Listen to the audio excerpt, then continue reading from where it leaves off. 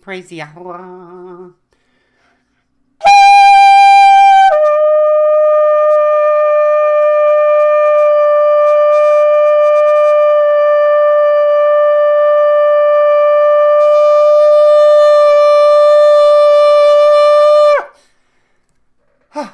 Yay.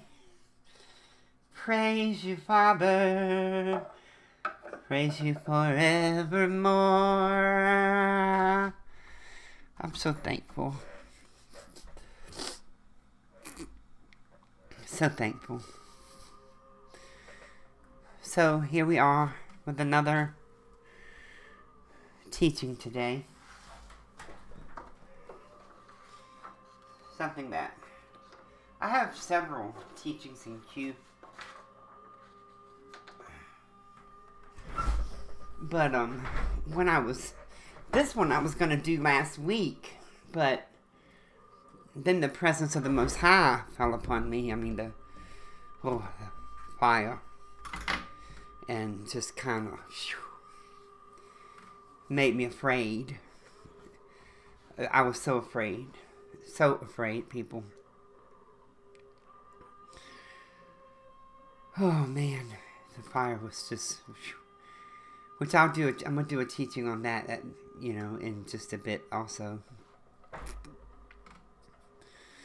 But I was like, well, Father, which teaching do you want me to do? Because I have many now.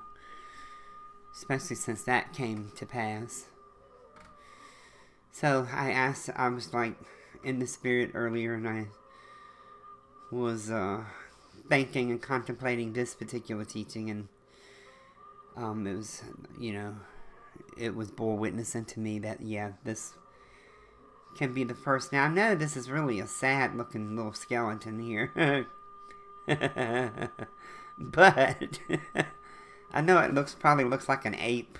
But I didn't mean for it to look this way. It's just, I'm not an artist. I'm a servant of the Most High, but I use what I have to do what I can and how I can. But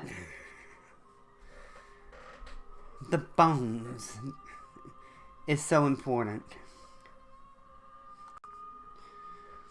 I'm going to take you through to how I got to this teaching.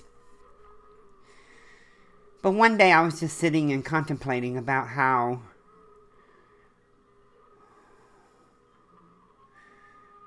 funny it is, and that the bones, that archaeologists can dig up bones from thousands of years ago and they're still intact for the most part.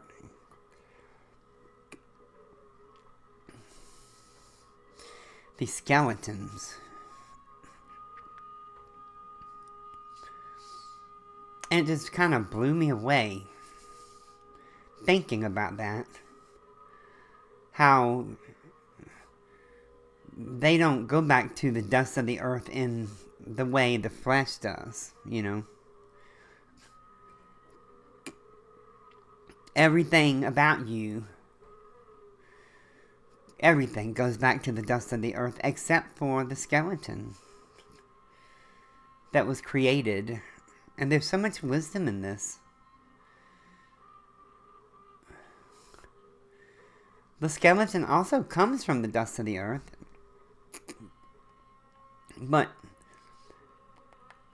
moreover, it probably comes from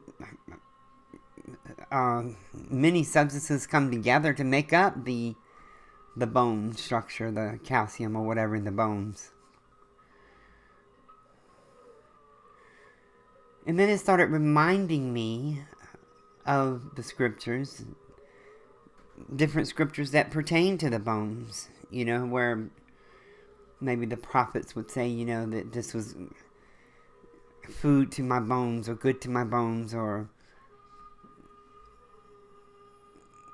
where the Most High would even speak about your bones.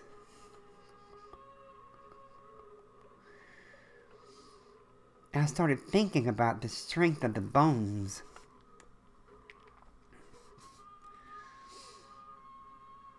And then I remembered the prophecy. It says Ezekiel now, but in the text I read, it said it was Jeremiah that Father took to speak to the bones. And I don't know why that has been rearranged, and I can only assume reasons.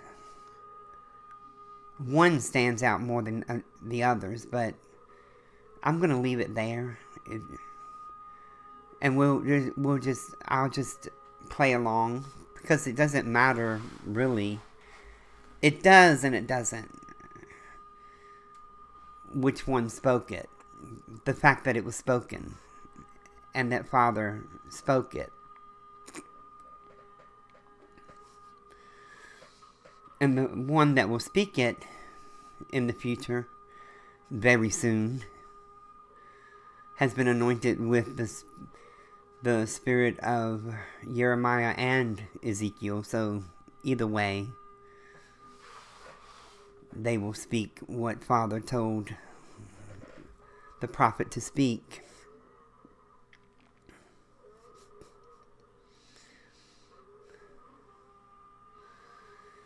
When he said, "Can these bones liveth?" There's a valley of bones. They weren't even put together. They were just valley of a bunch of bones.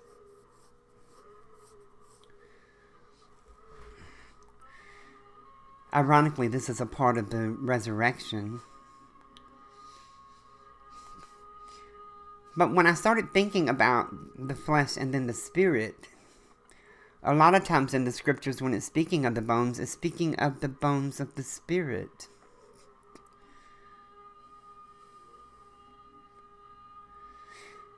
Because what's happening with your spirit is you're being built.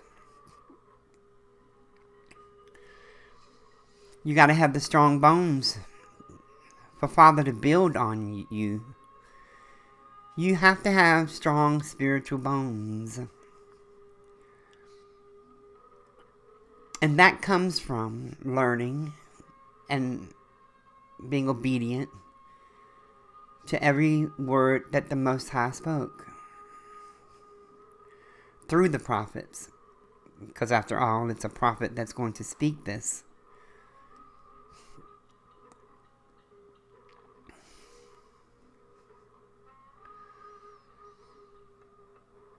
So once you learn and are obedient to everything the Most High spoke, you have yourself a skeleton.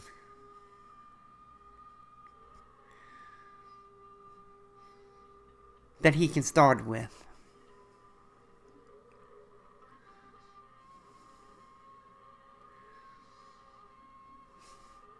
And then you need a heart, right?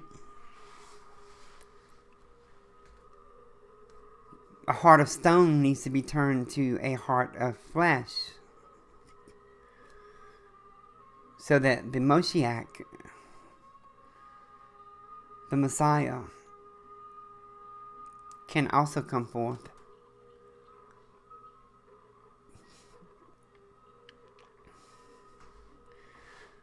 So you need a heart, and you need eyes and ears, and be able to smell, and a mouth to speak, lips, vocal box, and the sinews, which are the muscles.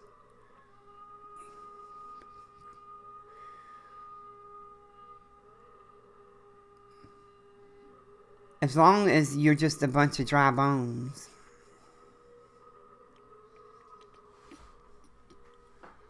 that's all you are.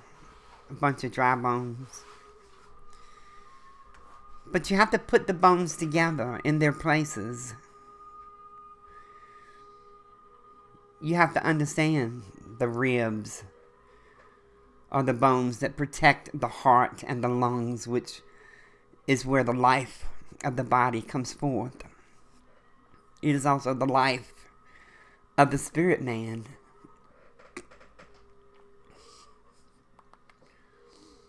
The ribs represent perhaps the laws of obedience, and as long as you adhere to that, your heart and lungs and your life is protected, because when you adhere to the laws, then you have chosen life.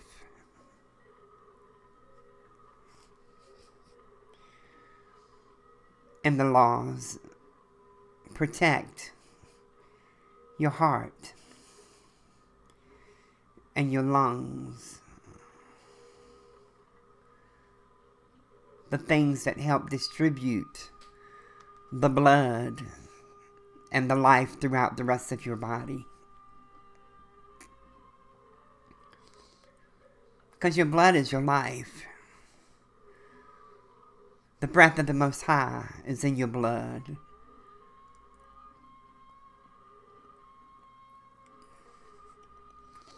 And it has a spirit man, a spirit close to the heart of the Most High.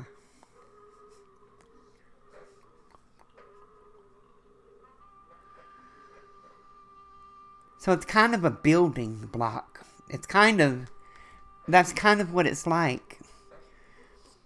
Once you have your bones and you're putting them together in the proper places, then the Most High can put the sinews or the muscles on you and give you skin and give you all that you need to become a spiritual being before Him that He can use for His purpose.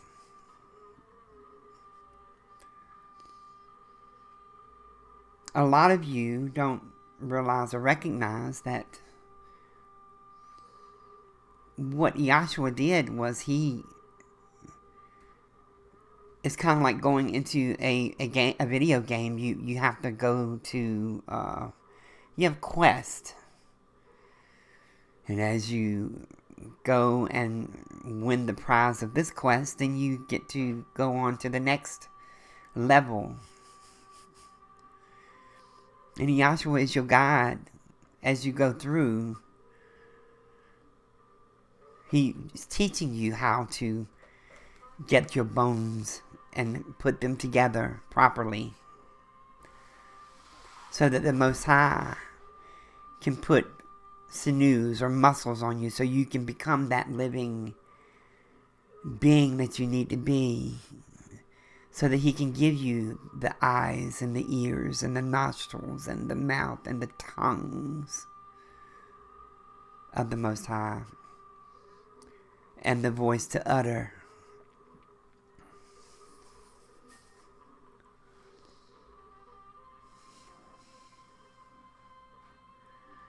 He said, prophesy on those bones, that they may live. Are you ready to live today? Are you ready to have life and have it more abundantly? Are you ready for life?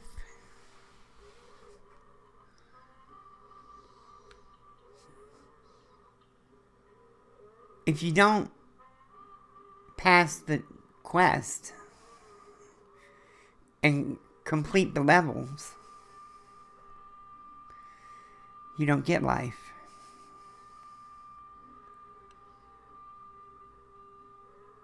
You get death. Disobedience. That's why Solomon had said it's better to just live your life, because He's already designed you to live your life and be what you be and make your choices. The Most High already designed you, but when you come to be a servant of His, a child of His, a servant of His on the earth, everything changes. In order to serve the Most High, you have to play by the rules. If you don't play by the rules, you will be punished. It's that simple. That's what sin is about. That's what it is. It's disobedience to the rules, the laws that He has set forth. Everything has rules when it comes to being a servant of the Most High, being in His kingdom.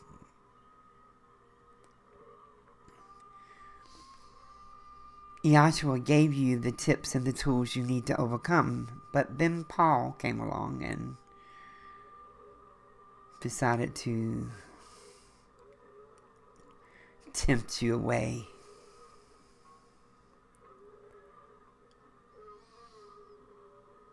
You're a bunch of bones, a bunch of skeletons walking around and you can't see it. Some of you don't even have a foot or a leg or ribs to protect yourself. Some of you walk around without a head. But I digress. Come the proper way. Come and find the narrow gate. The narrow gate is the words of the Most High. That's the narrow gate. And if you come in any other way, as Yahshua said, you are nothing but a thief. Come and find the words of the Most High as I teach. Read it line upon line, line upon line. Learn it precept upon precept and precept upon precept. And as you go, pull every word that the Most High spoke.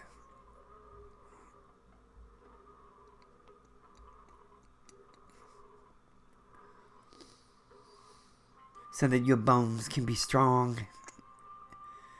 So that you can put your bones together and you can have your ribs that protect your life.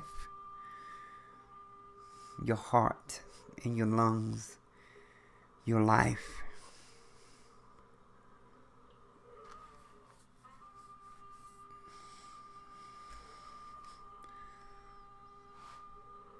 Praise you, Father. You're holy forever and ever. Be glorified forever. Use this message for your glory and be glorified on this day, this very day.